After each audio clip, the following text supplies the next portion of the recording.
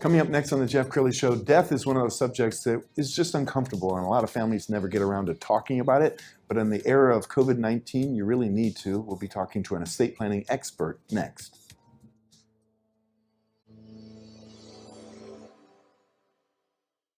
Many are predicting that the worst is yet to come, which is unfortunate, said one person here.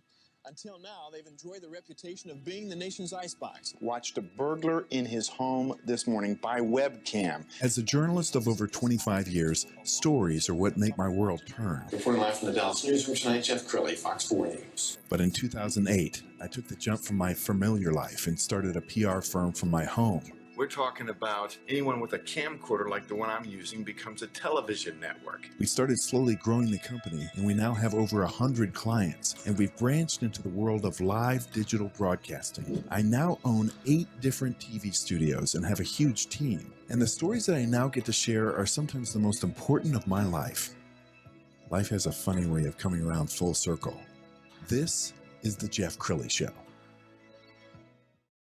Well, unfortunately, because of COVID-19, we've had just hundreds of thousands of sudden deaths in America. And for many of those families, they weren't prepared for it. And the last thing you want to do is put your family through even more headaches after your death because you haven't done your job, which is plan for your own death, which I'm sorry, we can't escape it. To talk about that today, Krupa Downs, she's with Krupa Downs Law. Thank you for coming on the show. Well, thanks for having me, Jeff. Yeah. Before we get into COVID-19 and estate planning, I want to tell the audience about you. We got to know each other through Rotary and have known each other for more than a decade. And Chris is just one of the kindest people I've ever met. And so you're one of these lawyers who also has great people skills. And you were telling me that you learned it at a post office working for your mom. I did. I learned it at a post office working for my mom, Jeff. So to channel Sophia from the Golden Girls, because I might be streaming that right now because of COVID-19, picture this. Big Lake, Alaska, little tiny town outside of Westland, Alaska in the 80s. My parents moved up there, and my mom got a job running the contract post office in Big Lake, Alaska. And she needed labor. She needed help to unload the mail from the truck and put it in the people's boxes, the weekly newspapers, helping them send a certified mail, buy a stamp, log packages. She needed labor. So my sister and I had to go do this job with my mom on vacations and summer vacations and everything.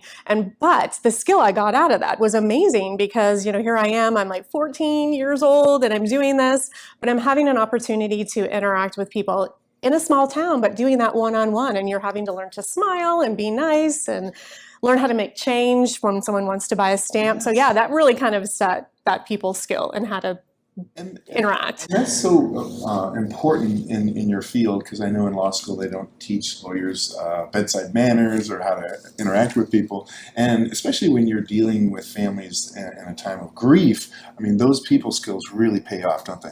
I think they do. They really do. People want to feel that you connected with them. We want to feel that we're connected with someone. So what I want to do as part of my practice is make them feel connected. I want to get to know them. I want to ask who they are as people. What do you love to do? Do you love to travel? I want to grieve with them. I have this rule that when I help a client through a death, they don't cry alone. I will cry with them. Right now it's over Zoom a lot, but when we were doing in-person stuff, it was usually I'm that one who's out of my pocket. I'm pulling the package of tissues and handing it off because it's important. It's personal. They have to feel like who they're talking to talk about the legal issues of how an estate transfers. What do we need to do from a paperwork standpoint? How long does the process take?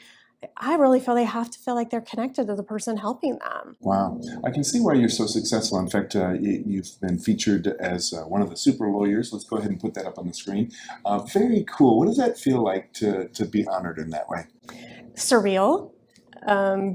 What did I do to deserve that type of honor when I feel like I'm just being me and doing my thing? Yes, and it has to be very rewarding. I know there's a lot of different areas of law you could practice, but you've chosen one that allows you to sleep well at night knowing that you've helped a family. Yeah, absolutely. Yeah, there's some testimonials that we're going to put up on the screen as well, because you've received some great accolades, and when it comes from clients, that means more than anything else. Amazing to work with.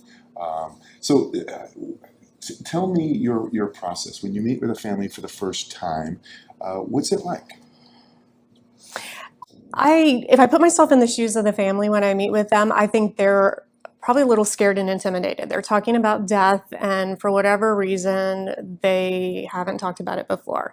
And so a lot of times when someone says, gosh, I should have done this years ago, I always say to them, it doesn't matter what you should have done years ago. We're talking about it now, and it'll be okay. And I really try to put myself in their shoes, but have them connect with me as a person too. And how I do that, Jeff, is I freely share stories from my own life and experiences. I'll talk about being a second marriage and a blended family and how that can impact estate planning, what could happen if we didn't plan in particular ways. I'll talk about my love for travel, the love of supporting my community through volunteer work so if someone's charitably inclined, we can talk about how maybe they can leave gifts through their estate planning to their charities of choice. So I feel like it's that personal touch really where it's not a transaction. It's not just here, fill in this questionnaire, let me take it and draft a will for you. It's really one-on-one, getting to know them. They get to know me. Sure. And we really get to connect and bond. Tell me how you deal with disputes, because sometimes death can bring out the worst in people, and fighting over what mom or dad would have wanted. I'm sure you hear this a lot. I do hear this a lot. I try to avoid those kinds of disputes by helping my clients really plan and express to them that if they feel that there might be a dispute, that they share with their family what their plan is. It can be private. You don't have to do that, but you can get ahead of that by sharing information and trying to say, this is what I planned and this is what I want, so that hopefully your family remembers that.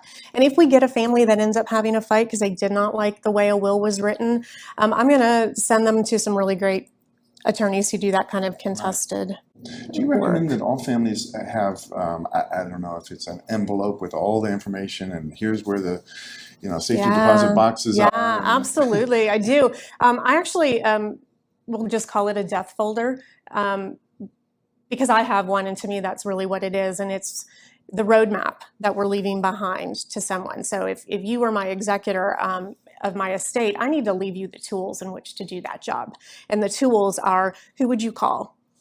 Here's information. If I have benefits and retirement plans, here's 800 numbers. Here's where I have bank accounts. Where is my original will? Is it in a safe deposit box? Which, as an aside, I don't really recommend that unless you have someone else on your safe deposit box. Because if I put my will in a safe deposit box, Jeff, you're my executor, but you have no idea that I have a safe deposit box, really good possibility that you'll never find my will.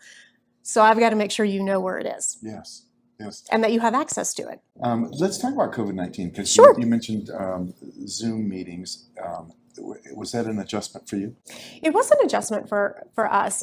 As estate planning attorneys, I'll speak for my colleagues in it. I don't know that we saw a downturn in our business with the pandemic. I think, in fact, we saw more clients seeing the need to get things taken care of.